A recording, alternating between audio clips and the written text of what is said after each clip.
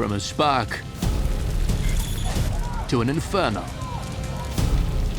Under the right conditions, fires can explode beyond our control in a matter of seconds. You just can't do nothing. You just can't stop it. Recent wildfires have become so extreme, they're creating their own weather systems.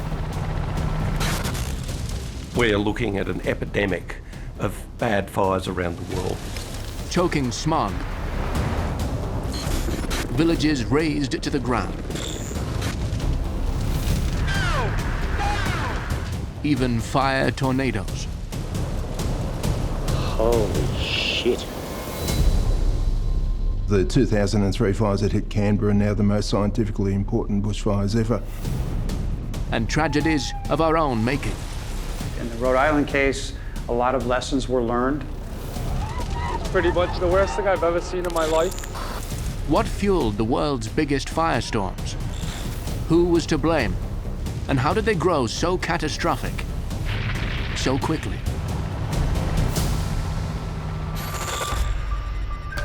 Around the world, humanity exists only moments from catastrophe. Disaster bubbles below the surface of the earth, strikes from the heavens, or engulfs us from the sea. But we are not merely at the mercy of our planet. In our pursuit of industry, global connectivity, and reach for the stars, lives have been lost.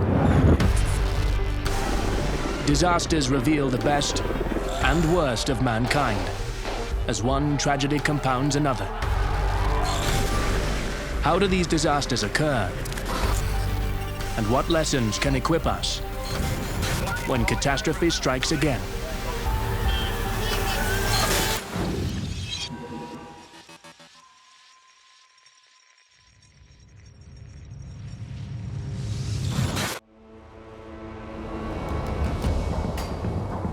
As the sun rose on the searingly hot morning of February 7th, 2009,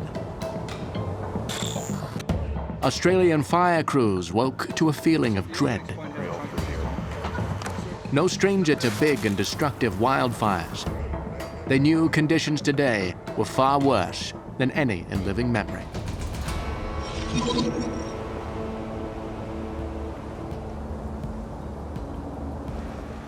If you knew anything about fire, you knew that something horrendous was going to happen. The lead up to Black Saturday was a very, very prolonged, intense drought. So the landscape was being primed, it was crackling. And then we get a particular synoptic setup where basically you transport the hot, dry, arid air masses at speed down into the temperate part of Australia. Victoria, Australia's southeast state, had been baking in an exceptional heat wave.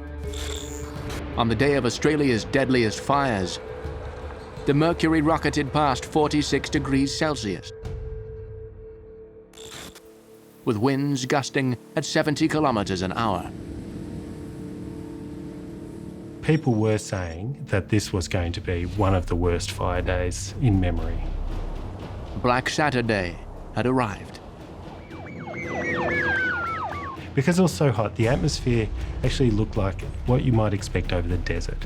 The heat from the surface was mixed through about 5 kilometres above the ground, which is quite unusual.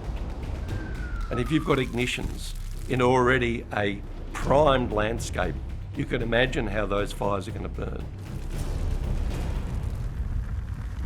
If the temperature goes up a little bit, the fuel dries out very fast, and they're the fuels that carry a fire along the landscape. Several fires were already ablaze by the morning. Then just before midday, high winds triggered a power line failure, setting grasslands alight in Kilmore East. You just can't do nothing. You just can't stop it. Within minutes, the fire was uncontainable.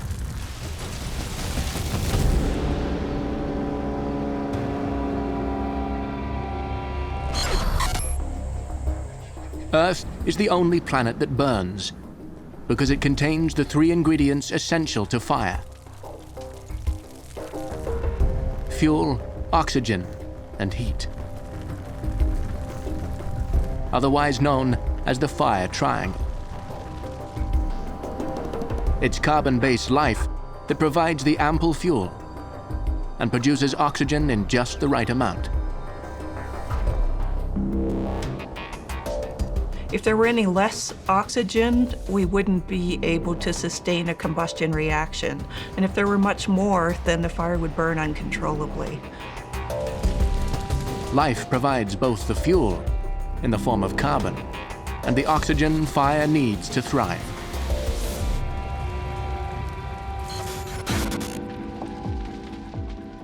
Fire is an extraordinarily complicated process because you have to sink energy into a system to start creating more energy, and then you can create a feedback. As the fuel is heated, it will start to break down chemically. Hydrocarbons split and combine with oxygen to form carbon dioxide and water vapor. The process releases heat, which becomes the driving force of more fire.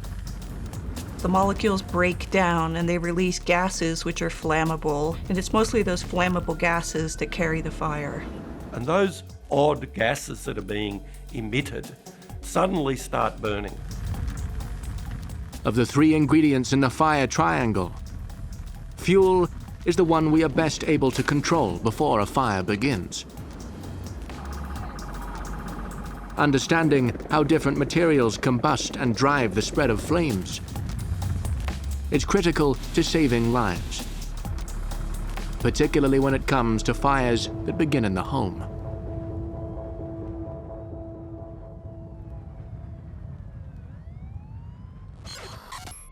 In 2017, the world watched in horror as London's Grenfell Tower burned through the night, full of desperate residents waiting to be rescued. People was crying, people died, people screaming. From the way the 24-story building burned like a torch, many fire experts immediately suspected a highly flammable exterior. It was moving extremely fast in an upward direction.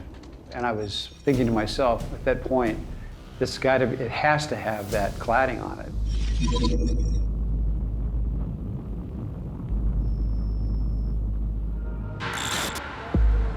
As you got to the top, you could see children screaming at the top as well. We have seen a number of fires with combustible exterior cladding, and for one reason or another, whether it's in China, such as at the China Central Broadcasting, or in the Middle East at the building known as the Torch, in a tall building, there's really no way to stop it. The fire began just before midnight with faulty electrics on a hotpoint fridge on the 4th floor. Within half an hour, it was out of control. The fire broke through the window and proceeded to ignite the exterior cladding system, which served to accelerate the fire growth. The cladding was made of sheets of aluminium containing a polyethylene insulation material, which provided a vertical racetrack for the flames. They're made of the same hydrocarbon-based materials that you find in gasoline. That's functionally what they are. Many residents, tragically advised by the fire department to stay in their apartments and wait for help to arrive, lost their early chance of making it out alive. In some countries, that is a standard firefighting procedure, and it's intended to facilitate fire department operations. I don't know why the fire brigade didn't break the glass to tell the people to go out. I haven't heard no alarm. I only heard in my house smoke alarm. The lack of multiple fire exits had been a source of complaints even before the Grenfell Inferno. There was only one staircase, which allowed both the firefighters to make access, but it also was used for egress from the victims. So there was chaos in the single staircase.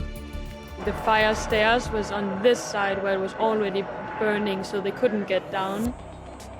If you've ever been in a tall building and tried to exit down the stairs, it's much more difficult than you think, especially when everyone else in the building is trying to exit at the same time. Combine that with smoky conditions and spread to the outside so they couldn't safely enter the building and control the fire. The amount of heat produced by that is not to be underestimated. You can't even get near the building at some point.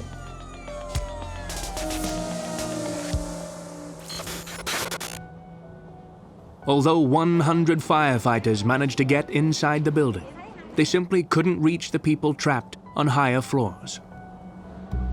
People were jumping off buildings, people were screaming, help me, help me, help me. By the time the fire had burned itself out, 71 people had perished. The deaths generally will be caused first by smoke. General statistics from the National Fire Protection Association suggest that more than 75% of fire deaths are related to smoke inhalation. The smoke travels ahead of the fire and is very deadly, so you don't need to actually be exposed to the direct heat of the fire to succumb. The carbon monoxide basically take the place of where oxygen should be in your red blood cells, so it starves your brain, your muscles of oxygen. You effectively suffocate. Products that are petroleum-based or foam-based are going to put off a higher level of smoke than, say, for instance, a burning piece of wood. Aside from a single fire exit and highly flammable exterior, there was another fatal flaw in fire safety management that undoubtedly cost many lives. A lack of sprinklers.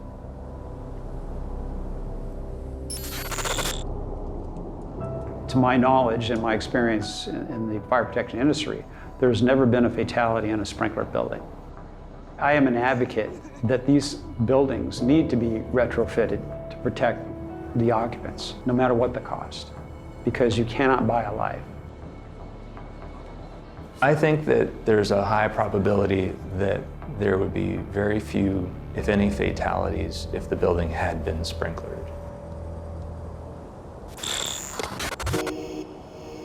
Fire is not always a destructive force. Our planet has evolved alongside it, and fires sweeping through the landscape in the right balance can be a powerful driver of renewal.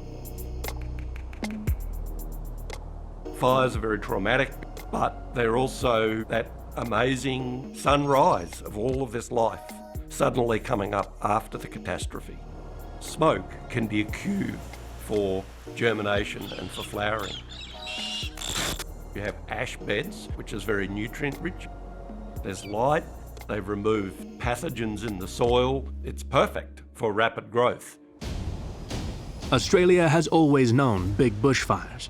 Its dominant tree, the eucalypt, can't live without it. But their leaves are full of flammable oils.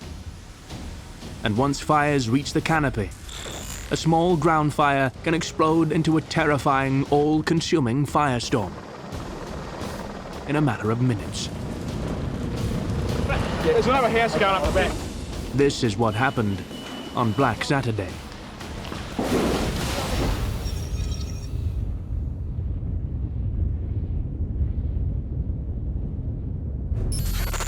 The Kilmore East fire began as a low-energy grass fire, racing across paddocks in the strong, gusty winds.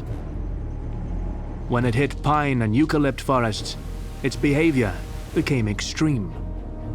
It's so unpredictable. It's been blowing this way one minute and then it's been going that way the next. Winds were already estimated at 100 kilometers an hour, and the fire was beginning to create its own self-sustaining weather. So as the fire burns fuel, it releases heat and water vapor into the atmosphere, which make it warmer than the air around it. And that air rises And as it does, it pulls in other air at the base. Sometimes these winds created by the fire are the dominant force spreading the fire. On the ground, fire crews struggled to breathe, describing the fires as sucking the oxygen out of the air. The wind's getting up and you can see it's tightening the tree behind you. And then, of course, there's a really horrifying extra dimension. The fires eject fires ahead of them, spotted as it's called.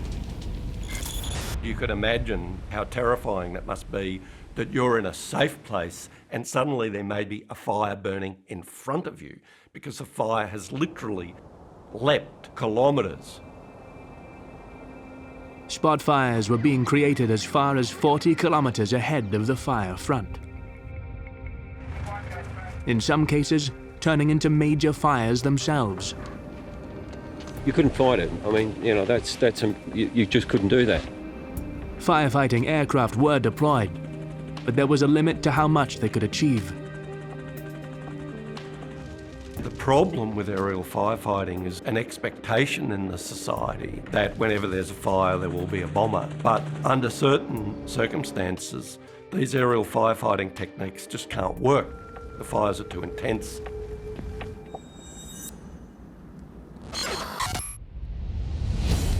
The intensity of large forest fires means that prevention is often the only way to manage them. There's two concepts that people get confused about involving the active use of fire to manage fires, and there's the preemptive or elective use of fire. That's often called planned burning or prescribed burning, and that's a way of reducing fuel loads. Prescribed burning is done on specially chosen days during the cooler months of the year, when fire is less likely to escape control. Backburning, on the other hand, is an emergency procedure. Right now, the purpose of this operation is to try to hold the fire.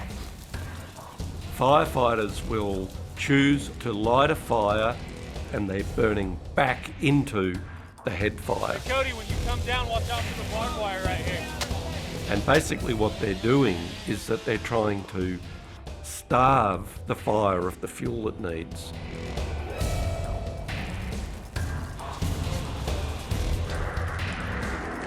Again, it's a very dangerous procedure.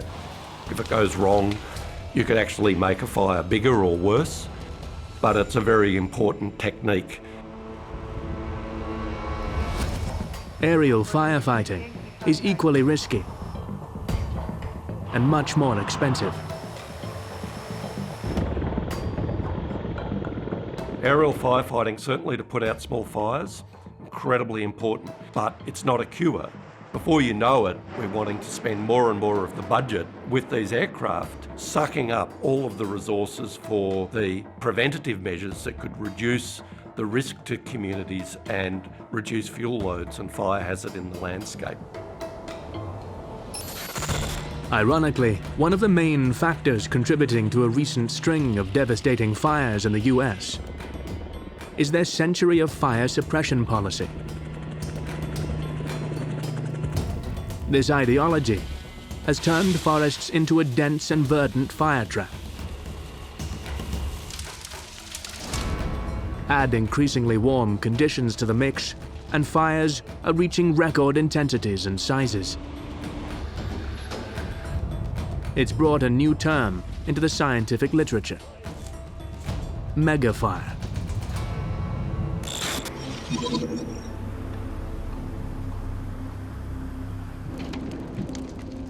California's most destructive wildfires in history began on a Sunday night. They swept through Santa Rosa at speed with little warning. Many were asleep. There was no time to save anything. We didn't have time to think about what to grab. We grabbed what we saw. The next day, residents stumbled through the smoking ruins of their city in shock.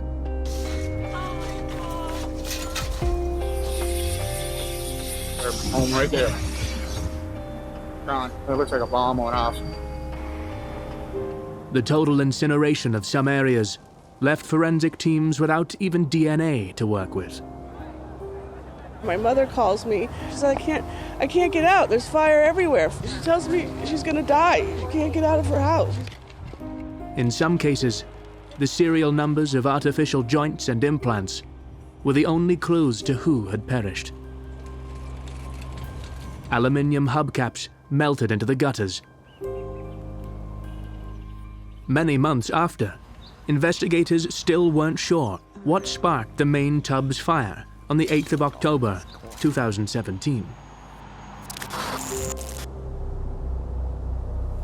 There'd been a very protracted drought in California. Then there'd been a very wet spring, which meant that there was a tremendous amount of spring growth. Then, surprisingly, the summer was very, very hot and dry, so that fine fuel dried out. At the end of the fire season, the rains never materialised. Most people at that point would have thought the fire season was really throttled right back. With autumn came the dreaded Diablo winds. Hot, dry winds blowing in from the interior of the continent. Diablo winds are associated with air masses being pushed over mountains under really high pressures, which has been dried out as it passes over a mountain and then pushes down the slope and comes down at tremendous force. Weather conditions were lining up, and the landscape was primed for a burning.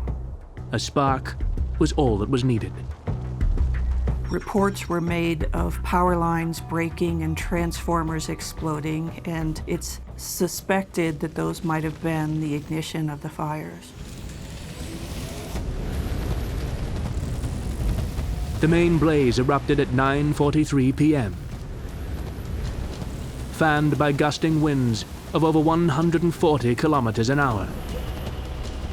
Fires normally like to burn upslope, but these winds are so strong and the flames are being bent down over and catching the fuel in front of them, and they're just rushing down. It was very unusual in terms of how fast it spread. It spread more than 12 miles in a little over 3 hours. Where are my wife and kids? As the fire roared towards the city of Santa Rosa, emergency services raced to evacuate tens of thousands of residents.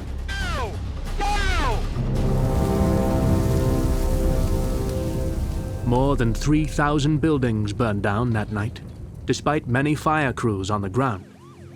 When a fire has very tall flame lengths and it's spreading really fast, often there's very little they can do. The priority in those situations are to save lives. She's disabled. All right, let me get her feet. Her husband's right behind you. Sheriff 174, we're doing a carry out. Ready? Fighting fires at night is so much harder than fighting a fire in the daytime in terms of just organising evacuations, just another level of complexity. After it swept through Santa Rosa, the fires jumped Highway 101, ramping up to speeds of 100 kilometers an hour. Fire was spotting well ahead of itself. Exploding across Northern California's wine country, it burned an acre a minute. So then suddenly you had a firestorm burning into agricultural landscapes, vineyards, and settlements where most people had disconnected from the risk of fire disasters. Oh man, this is you right here? Trying to salvage what's going to be up in flames here. It's like pretty soon. You know, the probability of that happening, you're getting a really bad jackpot there. By Wednesday 10th, more towns were in jeopardy. All 5,000 residents of Calistoga were asked to leave that night, as well as smaller communities of Geyserville and Boys Hot Springs in Sonoma. Exhausted fire crews tried to backburn to slow the fires. They're doing a backfire along the road, creating a larger buffer along this roadway. More than 11,000 firefighters battled several blazes across hundreds of thousands of acres in the Northern California wildfires. Extra crews were flown in from Canada and Australia, some working 80 hours straight to save lives and homes. By the time the fires were contained, the toll was staggering. 43 people lost their lives, many in their homes or right near them. More than 8,000 buildings burnt down, and losses totaled $1 billion. And we're back here today for the first time, and as you can see, devastation, there's nothing left. So.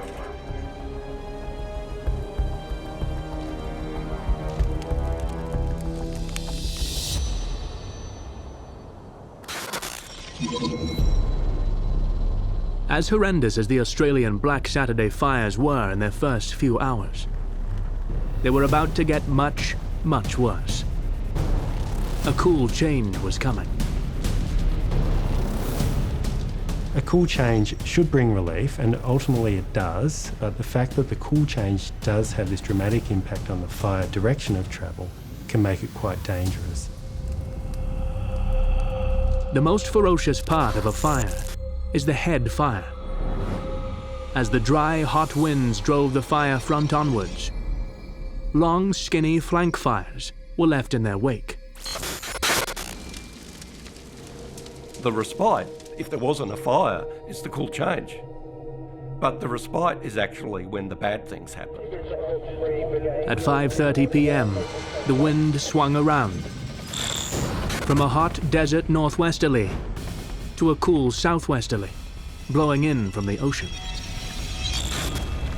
Instead of welcome relief, it brought catastrophe. So if you've got a fire which has been burning under a certain wind direction, if that wind changes, say, 90 degrees, then the long flanks of the fire can turn into a head fire. The flank fires morphed into gigantic head fires. Oh, pretty bad, isn't it? A lot of people can be caught unawares because they're thinking the fire is burning over there, that way, where suddenly it's coming straight at you.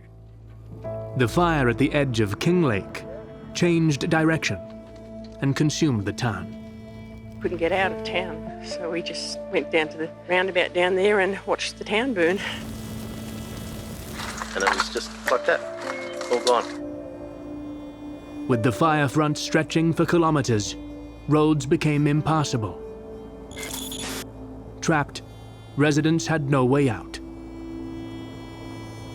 The most tragic thing is that the decision to go was left too late, and then people were killed trying to flee. We lost our home, I lost my car and everything on my back. In the final count, the Black Saturday fires claimed 173 lives. The outcome was so horrendous, it led to a new fire danger rating: catastrophic. The Black Saturday fire was right outside the range of historical variability. I mean, this was stretching the imagination of seasoned firefighters. Fire could be doing absolutely nothing. Within half an hour, it could be, off and running again. In the post-fire assessment, it was said the total energy released by the wildfires was equivalent to 1,500 of the atomic bombs dropped on Hiroshima. The consequences of all that energy being released in a short period of time can have dramatic effects on atmospheric conditions, creating a literal firestorm. These are really generating tremendous energy, and they're ejecting into the atmosphere matter and heat and water vapour. These are what we scientifically call a coupling between the fire and the atmosphere. A cumulonimbus without fire is terrifying enough. A massive thundercloud capable of creating severe weather, like tornadoes. Oh my God! Large fires can provide all the ingredients a cumulonimbus needs to form. Massive, heated updrafts of moisture and instability in the atmosphere. As fire risk increases across the world, and we see a greater frequency of large, intense fires, the pyrocumulonimbus, or pyro-CB phenomenon, is becoming a hot scientific topic. Well, the reports of a thunderstorm in the smoke plume, that's automatically into unusual territory in fires. In Australia, we've worked out now we've entered an era of these fire thunderstorms. From the start of satellite monitoring in 1978 until 2001, in Australia we had 2 known and 2 possible pyro-CB events. Since 2001, we've confirmed another 56. In 2003, a wildfire near Australia's capital city, Canberra, spawned one of the most famous pyro-CB events in history. It gave birth to the first scientifically documented fire tornado. Just like the Black Saturday bushfires, a huge area was alight just before the cloud formed. We had a dry lightning storm move over the Australian Alps, and it lit lots and lots of fires. A lot of them defied initial suppression actions, and they kept brewing across the landscape. The fires tore through the national park surrounding Australia's bush capital. And by the morning of January 18th, 70% of the dense forests were ablaze. All the fires in our area had merged, and that settled in at about 275,000 hectares. Notify any unit that's in the forestry settlement to evacuate immediately. By 9 a.m., residents were battling spot fires, and emergency services were hastily retreating into the suburbs. What could have caused a fire to consume so much forest in less than 10 days? We had observers flying around, and they were the first to see things that were truly weird are going on. Scans showed the answer lay in a previously unknown interaction between fire and the rugged terrain. Normally, if you get a fire starting at a point, it will head in the direction of the wind, forming roughly a long sort of oval shape. Well, these scans showed fire spreading almost perpendicular to the way the wind should have been pushing it. So sort of a right-angled kink in the back of the fire line. It stood out because there was nothing really in the literature which said that fire should spread in a direction 90 degrees to the way the wind's trying to push it. The fires are just all around us. We're completely surrounded by fire at the moment. It's just scary stuff. In each instance, the fire spread laterally along the lee-facing slopes, those protected from the wind, which are usually considered the safest side from a fire. This fire behavior was named vorticity-driven lateral fire spread. As the wind drives the inferno up the slope, it separates from the hill at the crest, barreling over itself to create a horizontal eddy. The eddy simultaneously halts and stokes the flames at the ridgeline, forcing it to spread laterally. So you sort of have the fire spreading across, but at the same time spreading embers downwind, which then light up large tracts of land. We're talking about leaves and branches and all sorts of stuff being just sucked up into the atmosphere and then blasted forward, raining down sparks into the bush. So you've got this horrifying capacity of these fires to literally explode across landscapes. By 3 p.m., an eerie twilight of smoke and flame had descended on Canberra, and the first houses ignited in the suburbs.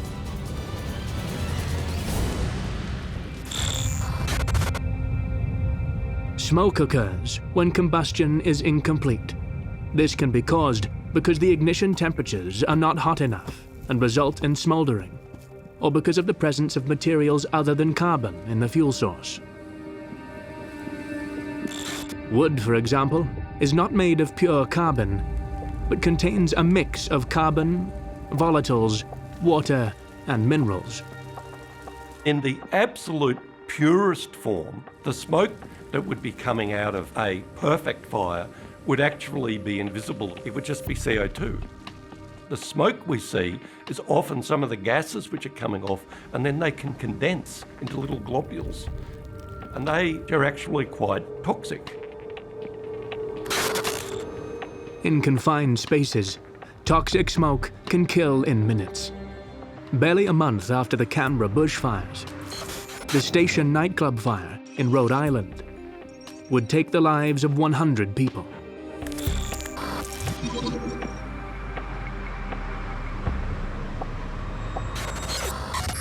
As the band Great White started their first set, pyrotechnics were set off on either side of the stage.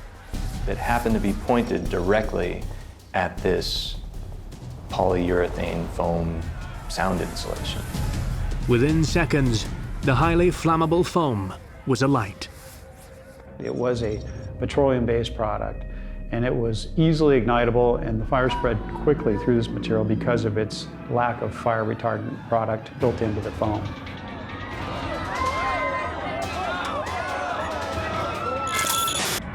Within 36 seconds, you had your first calls to 911. By the time the fire services had arrived, 5 minutes into the blaze, the building was engulfed in flames. People are running out on fire. It's probably the worst thing I've ever seen in my life. The last survivor made it out the main exit just 5 minutes and 30 seconds after the fire started. My sister and I were at the front of the stage, and as soon as I saw it going up, the foam padding, I grabbed her, and we went right out the back. The investigation of the Station nightclub fire disaster involved many local, state, and federal agencies. The fire scene was processed in the days after, involving a forensic archaeologist and representatives of NIST. Subsequent to that disaster, the National Institute of Standards and Technology conducted a number of studies. When it actually happens and the fire spreads as quickly as it does, there's a need to be able to revisit that fire and that building to say, what happened? At no time did my brother or I have any knowledge that pyrotechnics were going to be used by the band Great White. There were a number of requirements that they had contravened.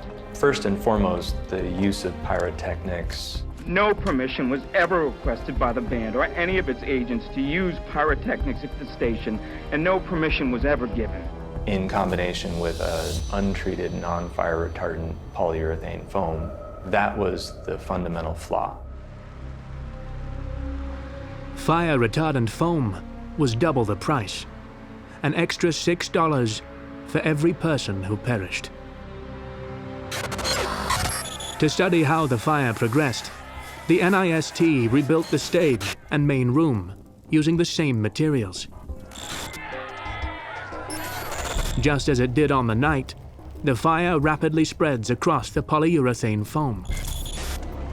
A ceiling of black, toxic smoke begins to descend just 50 seconds in.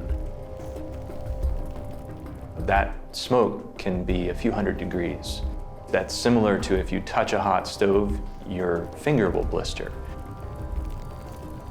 So as you breathe it in, you effectively sear your lungs. When your lungs blister, effectively you drown in your own bodily fluids. By 1 minute and 20 seconds after ignition, there is barely any visible space.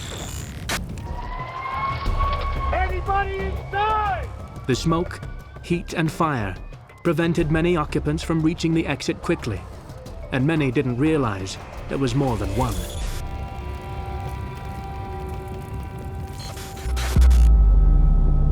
The club was above capacity, and interestingly, the Station nightclub had 4 exits. The majority of people, believe it or not, when they go into a building, the only exit they know is the one that they entered into. The main exit was 2 large double doors, but escape was severely hampered by a much smaller door in the hallway leading to the exit, as well as a ticket booth. When you look at what's called the death map, which is where they find the bodies, a significant number of people were literally crammed into the main exit, and people will fall and they will start to stack up like cordwood. People cannot move because they're wedged in the exit. There were 3 other exit doors in the kitchen, the bar, and the stage door, but they were not obvious to patrons. Talked to a man who said he pulled about 6 people from the window. One door even swung inwards. In the legal battle that followed, the tour manager was given a prison sentence. This court will therefore sentence you to 15 years at the ACI. Although they fought the charges, the nightclub owners were also fined and one sent to jail. I will never forget that night, and I will never forget the people that were hurt by it. I am so sorry.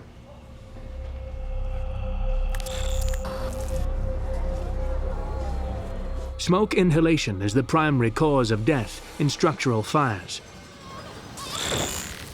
And in large-scale wildfires, it can be just as hazardous.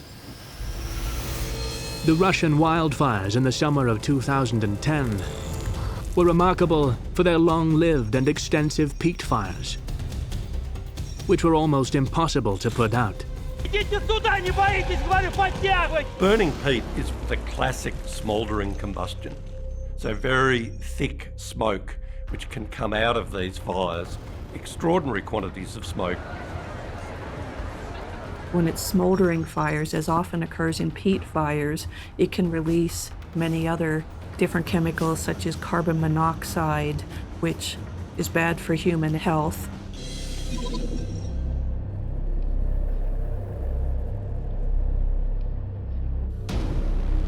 Moscow is surrounded by peat fields, boggy ground containing large amounts of decayed vegetation.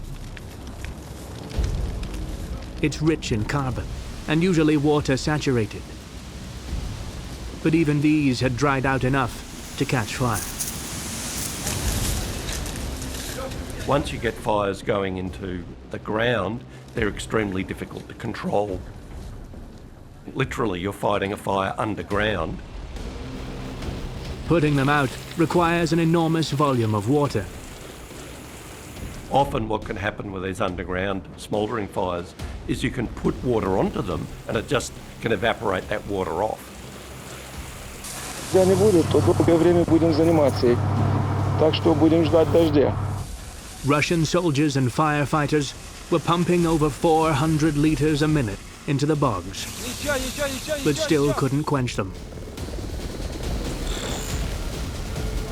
Приходится какие-то вешать простыни мокрые на окна, вентиляторы.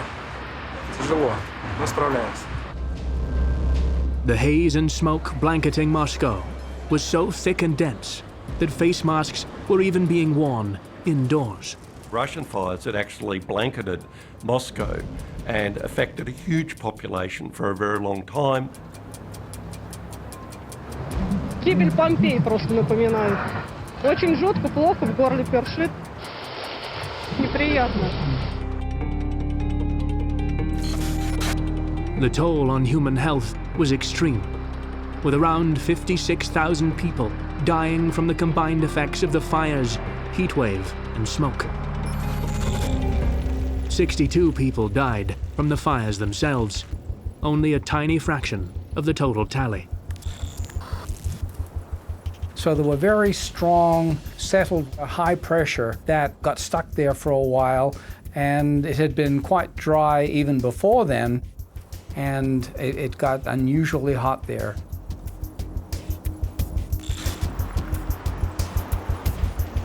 Вы же видите, что бьются все температурные рекорды. Никогда в стране нашей такой не было, и нет опыта, так сказать, ликвидации вот такой вот ситуации в таких условиях. Temperatures were 10 to 12 degrees above normal for a long length of time, and thousands of fires broke out across Russia.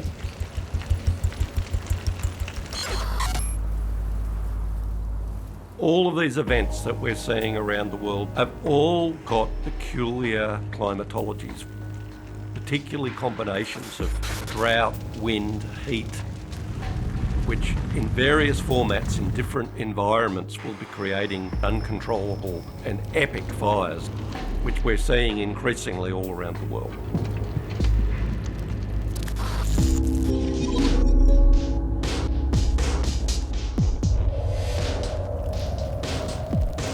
The epic fires in Australia's capital city in 2003 were no exception.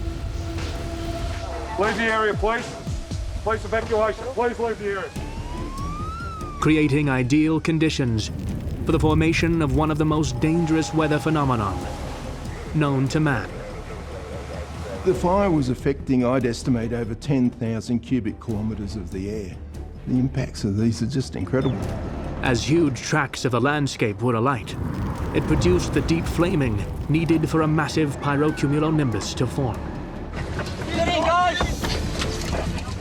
As the firestorm barreled into the outer suburbs of Canberra, crews were unable to beat back the blaze. We had the damage impacts on the urban edge. There were some houses that were damaged by wind without fire, and the way the debris was removed from these houses, roof tiles and bricks and things 5 kilometres away from where these houses were destroyed. In a nearby plantation, pine trees had been snapped off at the base in a vortex pattern. So we had the pine plantation flattened in a path that indicated a rotating air mass. This path had the characteristic breaks in the line of wind damage that proved this was a true tornado, rather than the much more common fire whirl. The fire tornado, like a true tornado, it was able to lift off the ground in a few places and reattach. Fire whirls cannot lift off and reattach. Fire whirls form when powerful updrafts suck flames into a spiral. But these are attached to the ground, while tornadoes are attached to the base of a rotating thunderstorm, forming when horizontal funnels of air are pushed up into a vertical position. Holy shit. The evidence suggests that it's at least an F2 on the modified Fujita scale, which is what the Americans use for measuring tornado intensity. Fire crews were completely unprepared for the magnitude of the disaster. Number 3 is burning on the side of the road. 500 homes and 4 lives were lost. It was only in the aftermath that emergency services realized that something extraordinary had happened. Research into the 2003 Canberra fires was the first to scientifically document a fire tornado.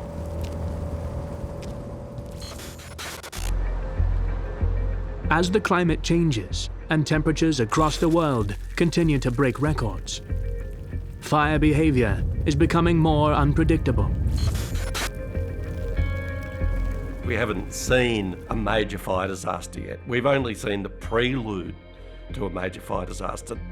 I'm convinced there's something building in the background which is going to just leave everybody speechless. Although we can do much to control building fires and save lives, the future we face on the outside is much more uncertain. To say, why can't fire scientists or climate scientists give us a very clear probability statement of what's going to happen in the next 10 or 20 years? The reason we can't do that is because it is horrifyingly complicated. The worry is that this interactive system, it's replete with feedbacks, and that's going to be really challenging for the biodiversity because by definition, they've never experienced anything like that. And it's going to be really challenging for disaster management, and it's going to be really challenging for our societies. For those unlucky enough to be caught by one of these big fire disasters, and lucky enough to have survived, it's a long road to recovery. Like John Wayne used to say, good Lord willing and the river don't rise, we'll be back home again.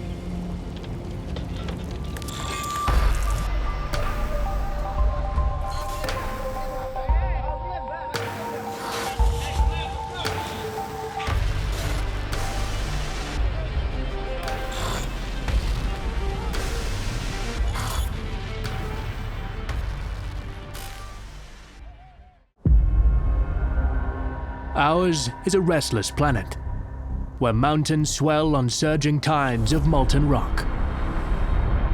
Every minute, somewhere on Earth, a volcano is erupting. People get lulled into a sense of security that if there hasn't been an eruption for a while, well, maybe the volcano has become long-term dormant or even extinct. Unseen and underwater. Slow and forceful. Or violent and explosive. Volcanoes are as dangerous as they are awe-inspiring. It's a constant battle for rescuers, and the best way to prevent it from happening is to ensure that evacuations happen before the volcano erupts. While their destructive power is merciless, they're also essential for life on Earth. Millions of people around the world live on or near active volcanoes. It's hot magma interacting with groundwater, and that's an explosive combination. For billions of years, volcanoes have landscaped the Earth, shaped our atmosphere, driven evolution, and more recently, changed the course of human history. How do we prepare for the ever-present danger of volcanic eruption? And what kind of warning should we expect?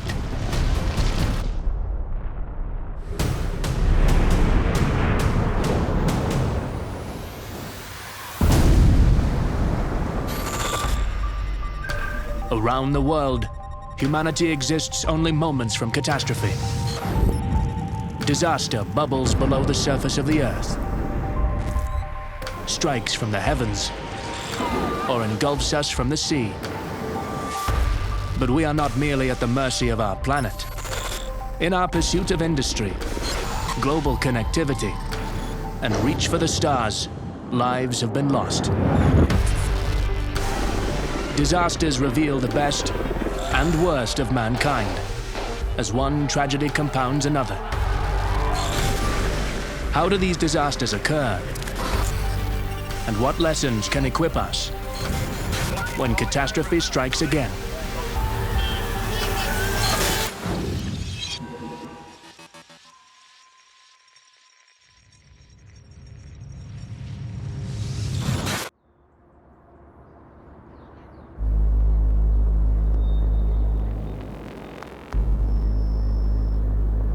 On the island of Java, Mount Merapi is Indonesia's most active volcano. Towering nearly 3 kilometers high, smoke can often be seen coming from the summit. Merapi looms over the sprawling city of Yogyakarta and its 400,000 residents. It's in a country that's one of the most densely populated on Earth, so millions and millions of people live within close vicinity of Mount Merapi. So even if that volcano has a really small eruption, the impacts can often be quite widespread.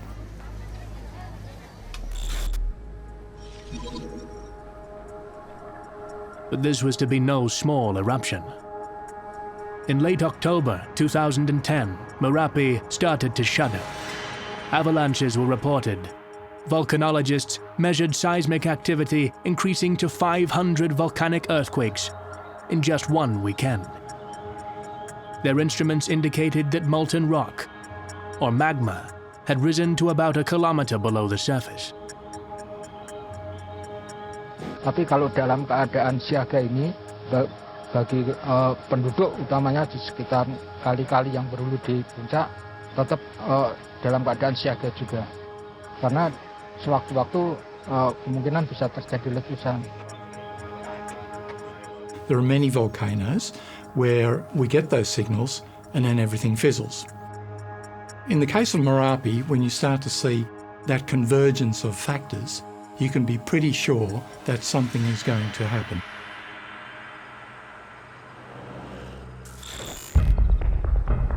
Ominously, a lava dome threatened to overspill the crater.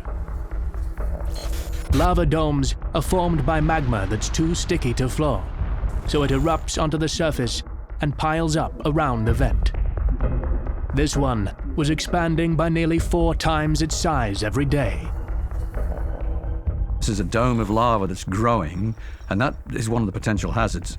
Independent of an active eruption, you can have a dome, which is essentially a big mound of rock that can gradually grow, or even if it doesn't grow, it's unstable in terms of its topography. It's likely to shake itself loose and then collapse. When a lava dome collapses, it generally forms what we call pyroclastic flow. Pyroclastic flows are one of the most dangerous volcanic hazards on the planet.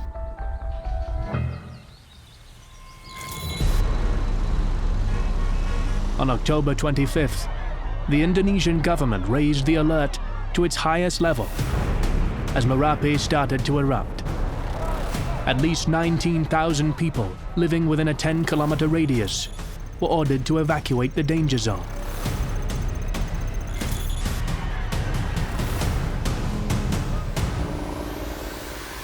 Mount Merapi is certainly one of the most heavily monitored volcanoes in Indonesia. It has a dedicated team there 24/7.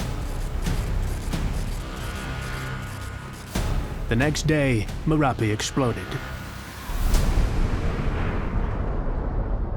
That was not so surprising. Small eruptions occur every 2 to 3 years. Larger ones every 15 years or so. What was unusual this time is how Merapi erupted.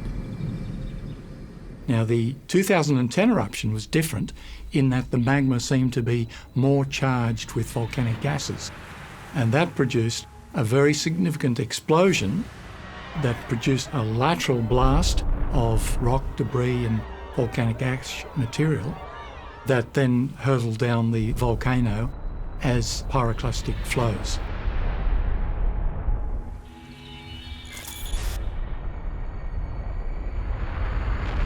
A pyroclastic flow is a fast-moving torrent of hot gas and rocks that can reach speeds of up to 700 kilometers an hour at temperatures exceeding 1,000 degrees Celsius. The searing gases and high speed make them particularly lethal as they incinerate all in their path. If you're not killed by just a blow to your body by one of the fragments, you will suffocate because of inhalation of gas and or cooked because the temperature of the flow is so high.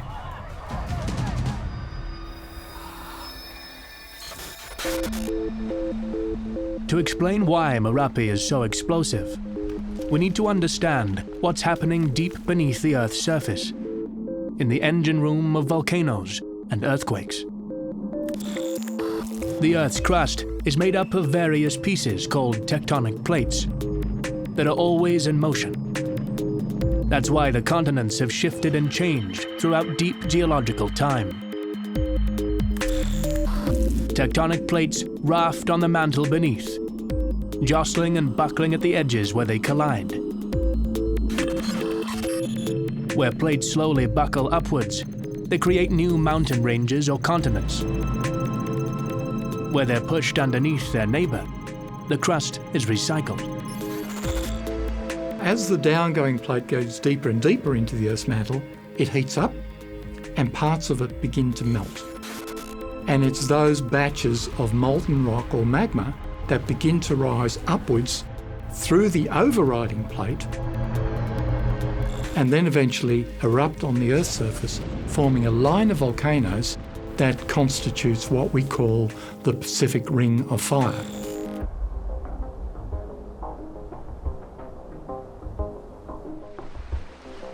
Trace the edge of the Pacific Ocean, and you'll find it surrounded by an almost continuous 40,000 kilometer long series of fault lines.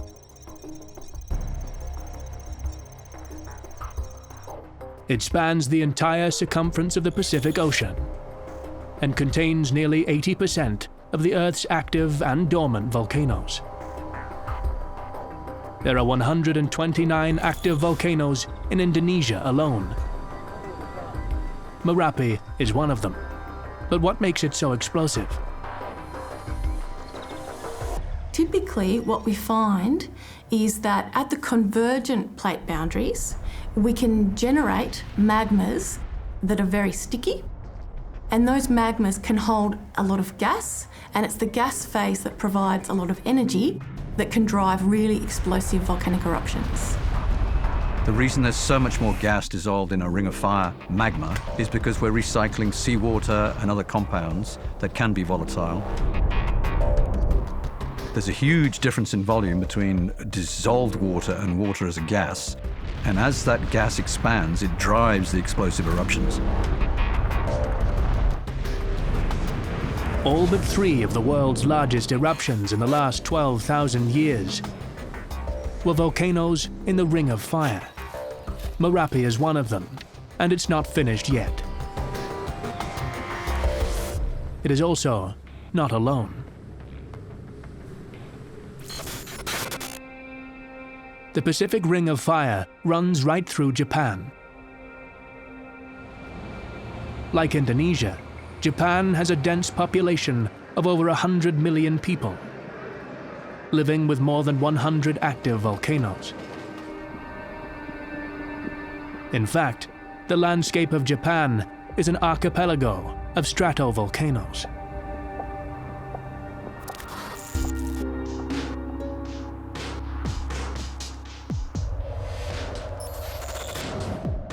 Located 200 kilometers west of Tokyo, Mount Ontake is Japan's second largest volcano, after Mount Fuji. A popular destination for hikers and tourists, Ontake's last significant eruption was in 1979, with no loss of human life. For 35 years, the mountain remained quiet, until the 27th of September, 2014. Several hundred hikers were enjoying the upper reaches near the summit, when suddenly, the unthinkable happened. A few minutes before noon, without any warning, Ontake exploded.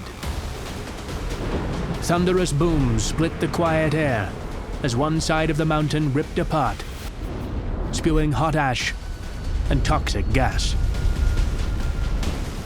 まずまだ人がいますので、その人たちの救助をまずしっかりやっていただきたいということですね。はい。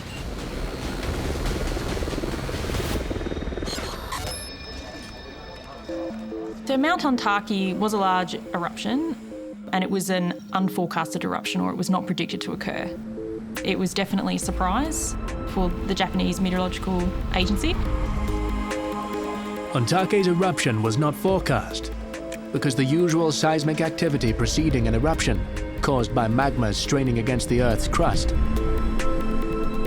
did not occur. Ontake's explosivity originated in superheated steam, in what's known as a phreatic eruption. For steam-driven eruption, which is when we have a body of magma that comes up through the surface and interacts with a body of water, that could be groundwater or it could be surface water. Water gets superheated to steam, it's under pressure. And if that pressure builds up so that fractures can be opened to the Earth's surface, then that pressure is immediately released as an upward explosive surge of hot water steam, and in the process, a lot of fine rock debris from those new fractures is broken off and also ejected together with the steam.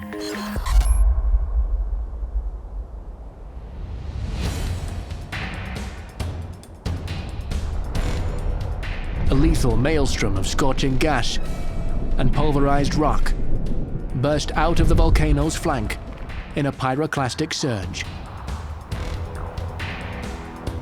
And of course, any of the hikers who were up in the near summit region were inundated by this cloud, this flow of debris and steam that reached up to 3 kilometres radially from the source vent.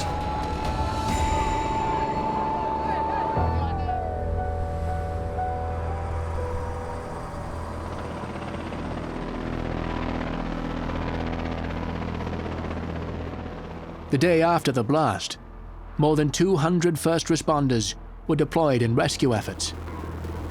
But due to Ontake's continued activity, rescue efforts were hampered. 残念ながら、火山性活動の活発化ということで中止ということで、非常に残念というか悔しい境地です。準備はしっかりしておりますので、ちょっと自然の力にはかなわない、そういった現実を突きつけられているという感想でございます。A month after the initial eruption, the death toll was finalized at 63. 6 of the hikers' bodies were never recovered.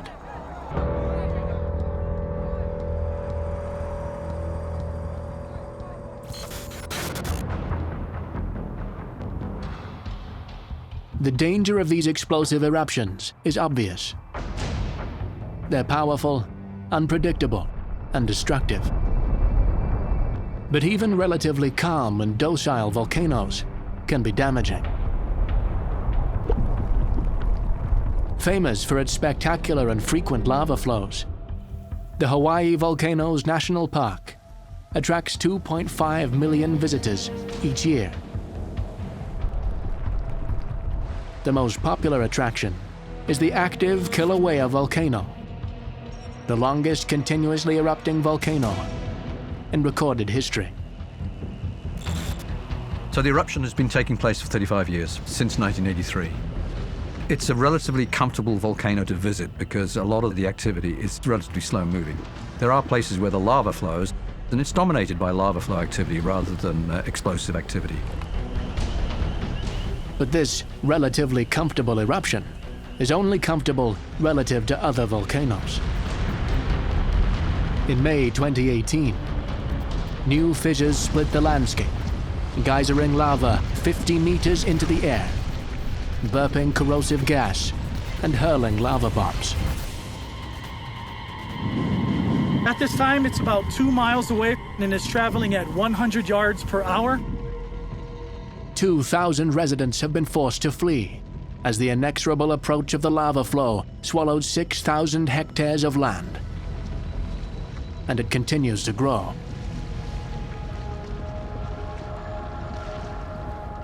I was hoping that my house wasn't going to get destroyed, but I guess God had other plans. It is tragic, and in another way, it's really beautiful because it's absolute destruction and creation at the same time.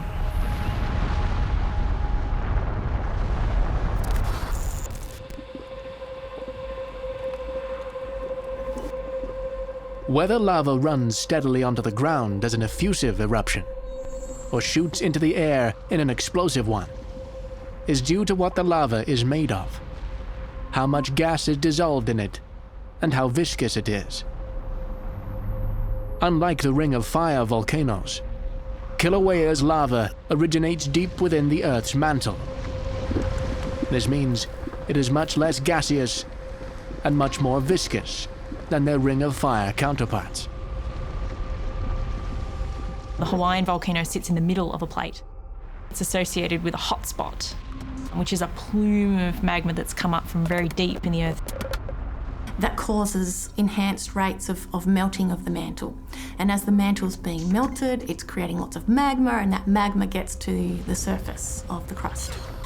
This magma is so hot that it begins boring a hole through the Earth's crust. They just punch through where they want to. Biggest flux of material coming out on the Earth's surface in one of these hotspot volcanoes is Hawaii. It builds up a type of volcano that we call a shield volcano. So these are some of the largest volcanoes on Earth, but you only see the very tip of them poking out through the ocean, a bit like the tip of an iceberg. A shield volcano is formed from layer upon layer of cooled lava. The division between these layers are weaker than the surrounding rock, and the lava, under extreme pressure, squeezes through, cracking the rock and creating fissures. In 1983, one of these fissures signaled the beginning of Kilauea's eruption. Nothing can stop the lava. If it comes, it comes. Lava flows are never predictable. The amount of gas that's coming out is never predictable. On the scale of a Ring of Fire type volcano, the explosions are nowhere near as vigorous or reaching up into the stratosphere. But nevertheless, on a human scale, they can be quite lethal. And people have been killed in the past by explosive events. Makes you feel sort of helpless, really, and there's nothing we can really do about it.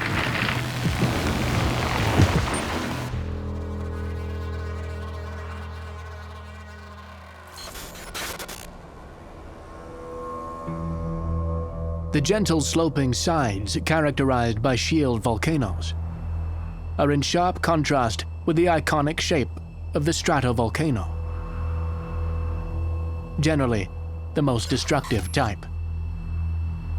So a stratovolcano is basically the typical kind of volcano that everybody thinks of when they think of a volcano in their mind. It's that conical shaped volcano that's built up by lots of repeating layers of lava or pulverized rock fragments. As debris, ash and lava spew forth with each eruption, stratovolcanoes grow in scale. It's this massive layer cake of hardened lava and volcanic ash that can make stratovolcanoes' eruptions especially destructive. That's why the evacuation radiuses are so important for volcanoes, where we have lots of evidence that's told us that that volcano has seen this kind of activity in the past and it has the potential to do it again in the future.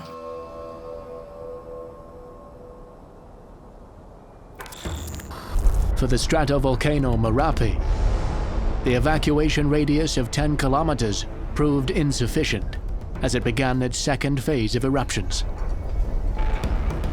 A week after it started, lava bombs and pyroclastic surges billowed down the mountainside. Khawatir. Saya mengamankan keluarga saya beserta tetangga saya itu saya ajak mengungsi di keputaran sini. There were definitely volcanic bombs associated with activity at Merapi. It's a common kind of volcanic phenomenon that we come across with stratovolcanoes. They're basically these chunks of semi-molten magma that come flying out of the volcano. They basically follow a ballistic trajectory. Ash blanketed the landscape. Livestock choked to death. Villagers who initially refused to budge from their farms on the volcano's fertile slopes started streaming by the thousands into makeshift emergency shelters. Dari Pasar Buto, cuma diperintah suruh mengungsi. Sana bilangnya sudah hujan pasir. Langsung berangkat.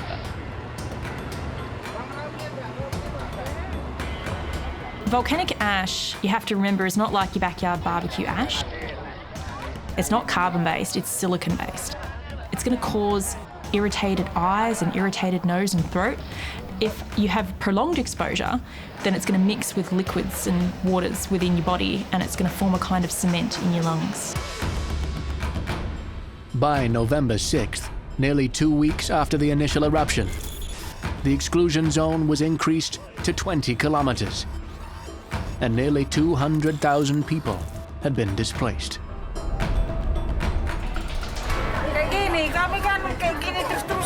Kami udah was-wasan kayak gini. Jadi ini tolong sama Pak Presiden, kayak mana cepat relokasi kami kayak gitulah bikin.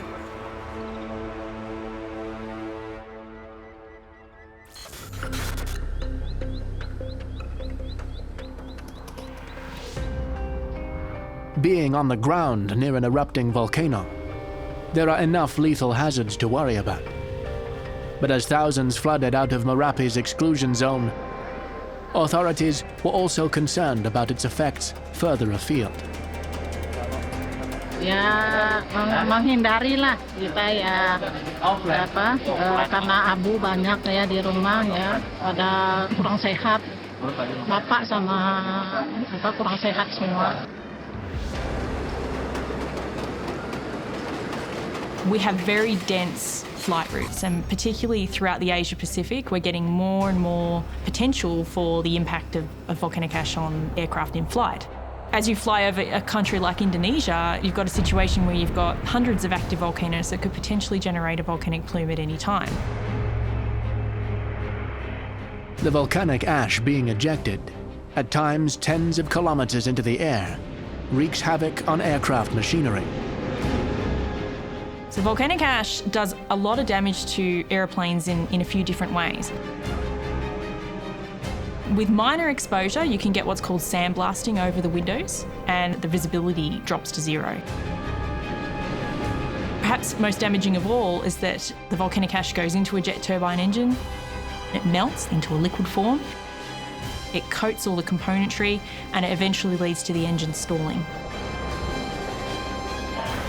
A nightmare scenario that in 2010 caused major disruptions in Europe.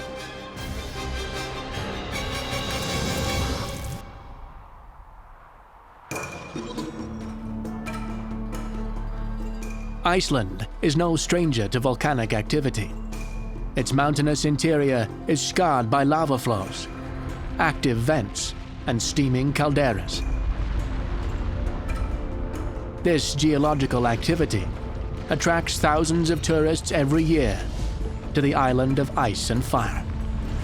Iceland has a lot of volcanoes, and because they have explosive eruptions almost every decade, they're very good at monitoring volcanoes and understanding the warning signals that volcanoes give.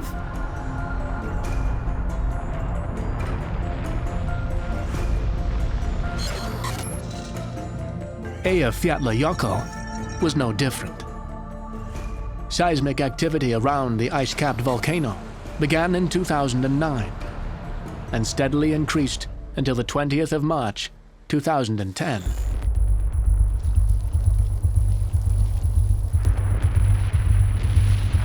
The first phase of the eruption was actually very benign.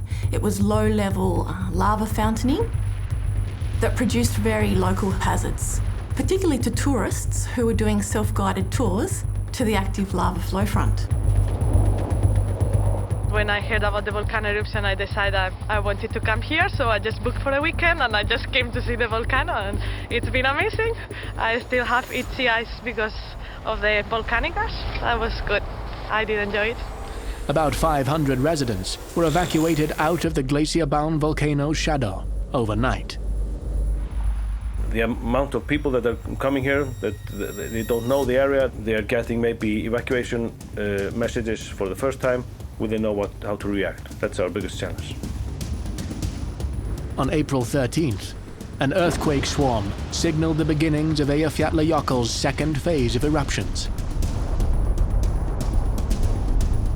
Having a glacier over the top of an active volcano basically leads to conditions where you can get far more explosive activity. So the magma heats up the ice melts, the water cools the magma, and it results in a very, very explosive eruption. The volcano would continue to erupt until June, in which time it ejected an estimated 250 million cubic meters of volcanic ash into the atmosphere.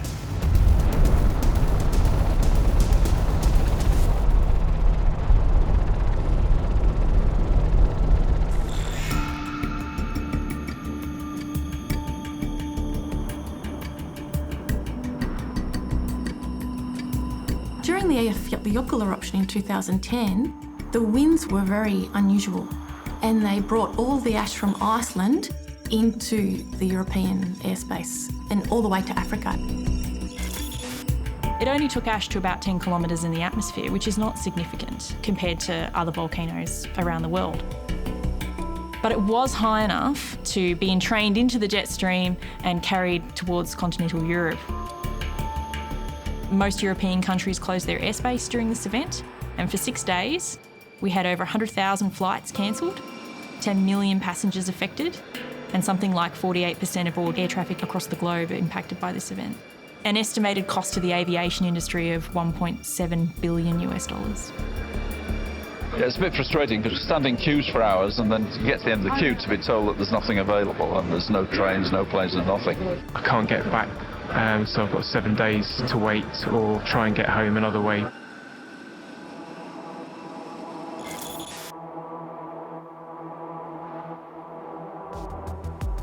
Eyjafjallajökull's eruption invigorated research into mitigation methods.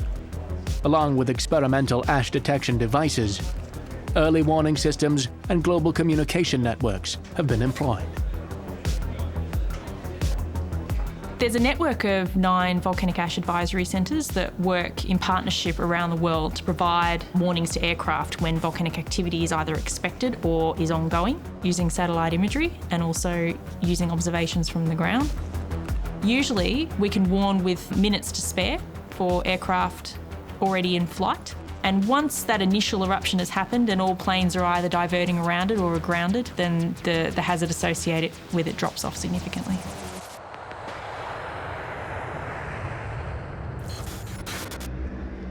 As Merapi's eruptions continued into its 2nd, 3rd, and 4th week, chaos reigned in Java's airports.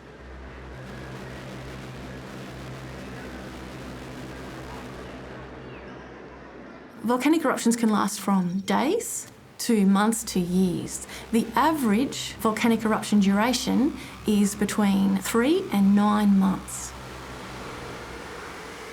People who stayed during the 2010 event, the government were continuously warning and giving predictions on what conditions they could expect on the volcano. They were urging for evacuation. The majority of residents did evacuate from the zones that were of greatest hazard, what they call the red zone in Indonesia. And the Indonesian government at the time had a very difficult job in trying to convince residents that the threat was real and that it was in their best interest to move away from the volcano, even just for a short period of time. Faced with such dangers, why did locals resist the evacuation orders?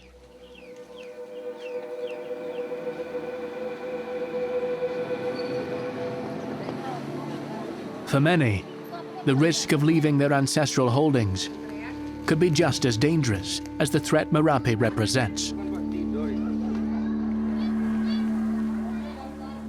When you talk about hazards, living on the slopes of one of these things is not necessarily the wisest choice in terms of if there's available real estate. But of course, most people live on these things. They have no choice. That's where they are.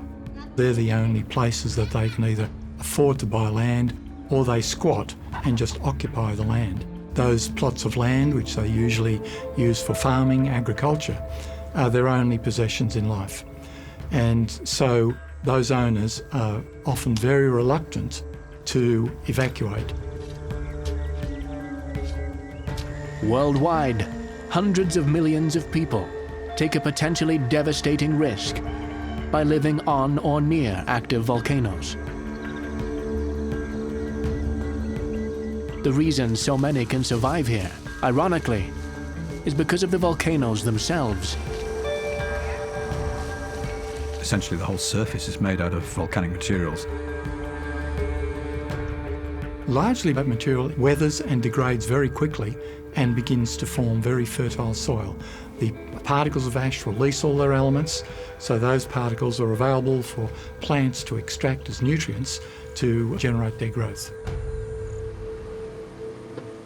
Weighing up the risks, families and communities must decide for themselves if making a living under the shadow of a volatile volcano is worth their lives.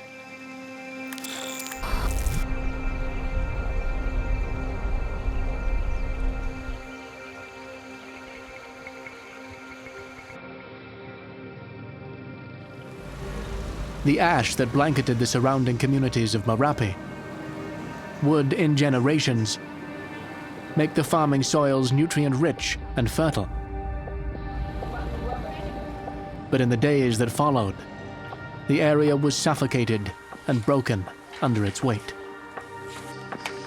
Industries shut down, schools were closed, and millions of dollars worth of farmland and crop were ruined. Kondisinya udah rusak lah ini ekspor ke udah mau dikirim ke Jakarta pun udah rusak lah ini. Nggak bisa lagi kita ngomong. By far the most widespread impact of the Merapi eruption was the volcanic ash fallout. That fallout extended many tens of kilometres away from the volcano. Close to the volcano, it was a matter of volcanic ash burying villages, burying crops entirely. And those sorts of areas still remain uninhabitable today. Untuk dusun Kinahrejo sendiri, ya seperti inilah hancur, 80% rumah roboh. With millions of people living and relying on volcanoes, the need to understand their processes is vital.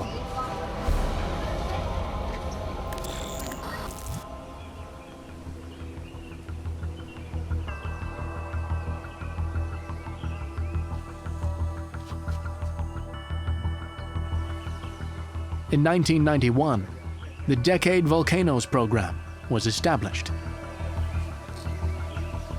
The Decade Volcanoes were originally designed to look more closely at the way particular volcanoes that present risks to population centers could be better studied, that potential hazards could be mitigated in the event of new eruptions. Area itu meliputi cuaca, terus keadaan asap, kegempaan, angin, suhu udara, dan mungkin ada perubahan morfologi puncak, itu juga perlu dilaporkan. The idea was to get scientific and civil defense experts together, pool their knowledge, and plan ahead to manage the next natural disaster. 16 volcanoes were selected for the program, one of which is Merapi.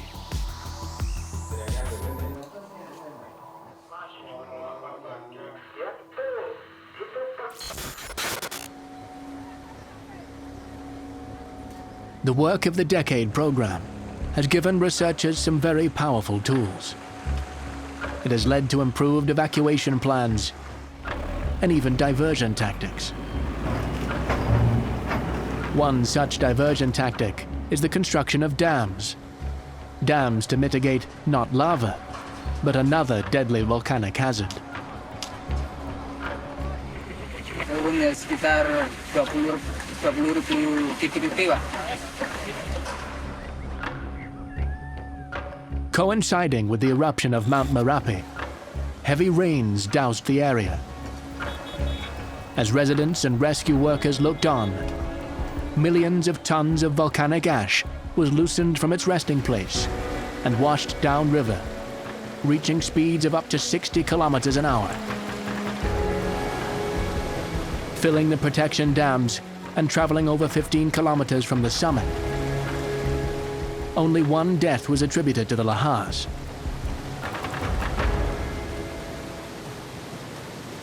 Forward planning and strategies like the Decade program proved invaluable. Volcanic mudflows are a common phenomenon associated with volcanic activity. But often they do not occur until well after an eruption has finished.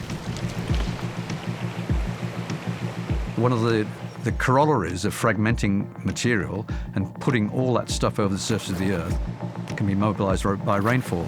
And what that stuff then turns into is mudflows, or the Indonesian term for it is lahar. These often actually cause greater loss of life in many eruptions.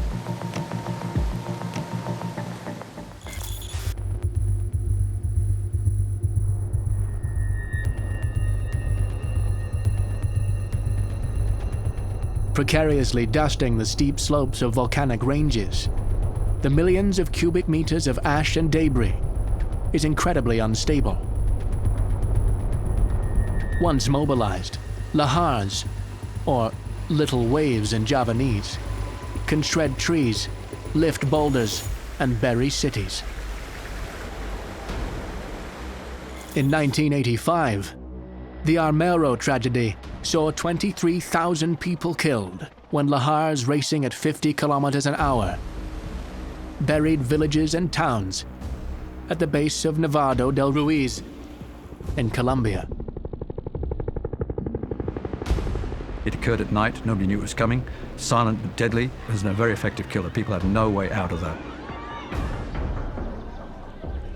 Mount Pinatubo in the Philippines, inundated by heavy rains, saw an 8-meter lahar surge down its slopes in 1995,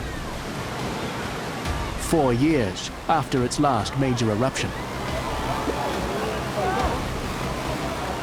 Every year they get this season of monsoonal rains. And so every year for the next decade, these rains would remobilise the ash in the environment and transport it down waterways.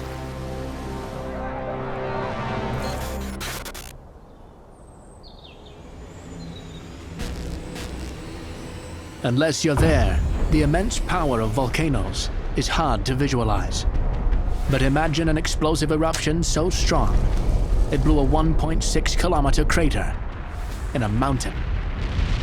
Flung pyroclastic flows at supersonic speeds, and 4-meter lahars that transported nearly 3 million cubic meters of mud, 27 kilometers.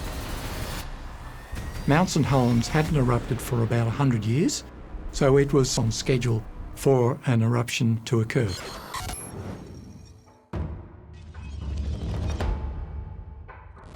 Mount Saint Helens in 1980 proved to be the deadliest and most economically destructive volcanic event in the history of the United States. Mount St Helens was fascinating because it erupted in such a way we hadn't seen before. There was clear indications that trouble was brewing at Mount St Helens before May 1980. In terms of seismic activity, there was a bulging of the north face of the mountain, which did and should have given people lots of warning that something really bad was about to happen. And I say bulging, it was moving a meter or more a day. Now, in terms of ground motion, that's incredible. Things don't move generally in terms of solid crust of the earth at that kind of rate. There's a very great hazard due to the fact that the glacier is breaking up on this side of the volcano, on the north side, and that could produce a very large avalanche hazard.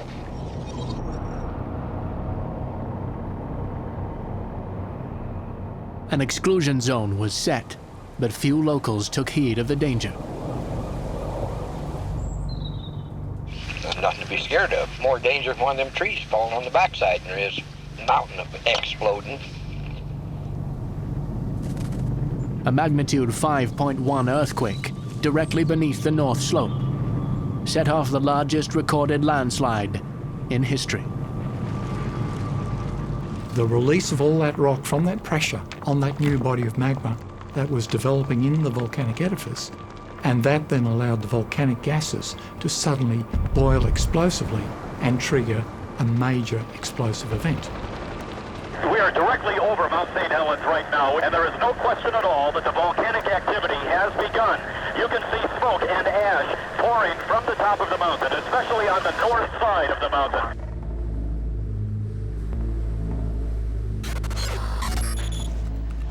All eruptions are compared using the Volcanic Explosivity Index. The VEI is a scale for volcanoes based on how much material is thrown out, to what height, and how long the eruption lasts. It's a scheme between 0 and 8, where 0 is a non-explosive eruption and 8 is responsible for some of the mega-colossal largest events that we've seen on the planet. Each interval between 2 and 8 is actually logarithmic, meaning that it's 10 times worse than the interval before it. The VEI of Kilauea is 0, very gentle. At a VEI of 3, Ontake's 2010 eruption is 1,000 times greater. With Merapi, another 10 times greater again. Mount Saint Helens was a 5 on the Volcanic Explosivity Index, making it about 100,000 times more explosive than Kilauea.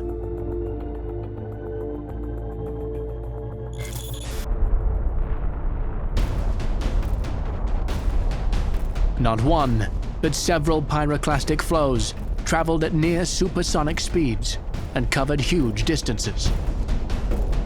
Typically when we think of a volcanic eruption, we think of an eruption blowing vertically out the top of the volcano and up towards the sky. In the case of Mount St Helens, the volcano blew laterally, or sideways.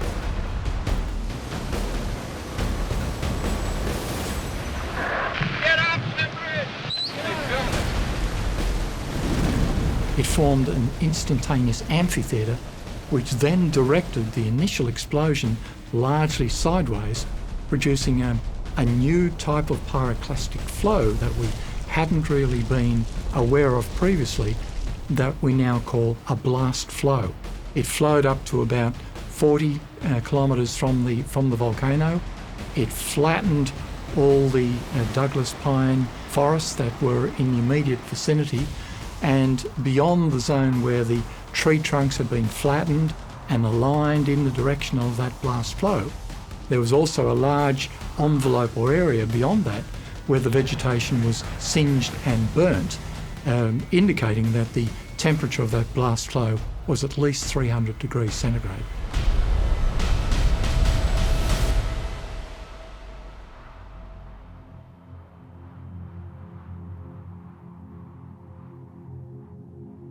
Most of the 57 people known to have died that day were suffocated by ash and gas, while several died from burns.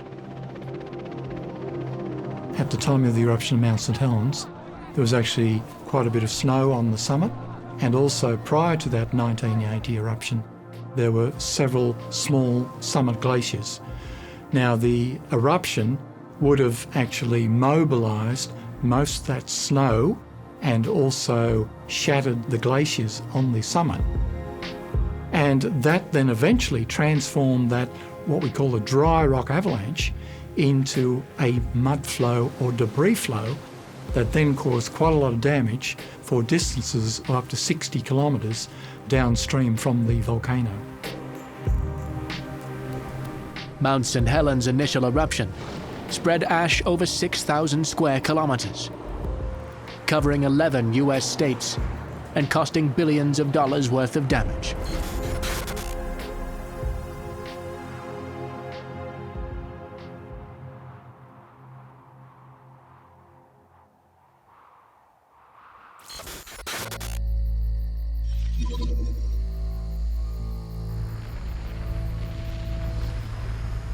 For Merapi's 2010 eruptions, the human cost was enormous. 353 people had been killed, hundreds injured, and thousands more were suffering from conditions brought on by ashfall.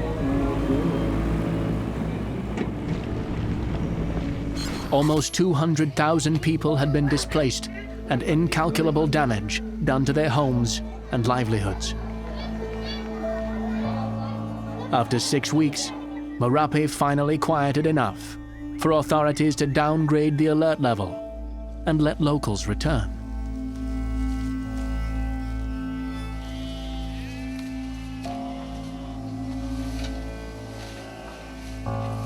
But Merapi is a restless sleeper, and it is only a matter of time before it awakens again. People get lulled into a sense of security that if there hasn't been an eruption for a while, well, maybe the volcano has become long-term dormant or even extinct. But of course, the timescale of human life and experience is much less than the timescale of most volcanoes. Reducing hazards for people means learning what to expect from volcanoes, often the hard way. This we get from studying each eruption, now and in the past. Collaborative studies like the Decade Volcanoes program can provide clues as to where the next disaster might erupt. By tracking where the earthquakes are migrating, you can effectively track the path of the magma to accurately predict the onset of that eruption. And clues in the geological record can also provide a greater understanding of volcanic events. There were so many different phenomena that then left their marks in the record of the deposits that scientists could then go and study. We rely a lot on that kind of behaviour to predict what it might do next time. It's not always a guarantee, but it certainly helps to understand what it might do. In the end, when it comes to volcanoes, no matter what we know or how prepared we are, we must always be ready for the completely unexpected.